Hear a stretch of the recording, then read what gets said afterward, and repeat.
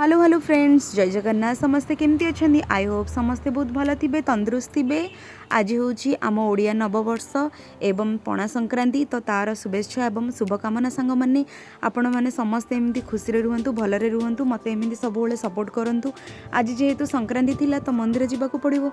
तो ये देखो सकालू सकालू मुझे गाधपाध हो रेडी होगी, हजबैंड फोन करदे चल मंदिर जावा बोली। तो आज जेहेतु ओडिया नववर्ष तो मत बहुत इच्छा होता शाढ़ी पिंधापी। तो मुझे शाढ़ी पिंधिकी देखो गोटे ओडिया बहु परीक्षा मुझे रेडी हो गली। हजबैंड पलि आसते तो आम बाहरी मंदिर जावाई। किंतु आज जेहेतु पणा संक्रांति थिला, रास्तार गला बेले देखूँ सबू जगार लसी सरबत नबातपणा सबू जगार दि जाऊला। तो आम भी टिके टिके पी देलु।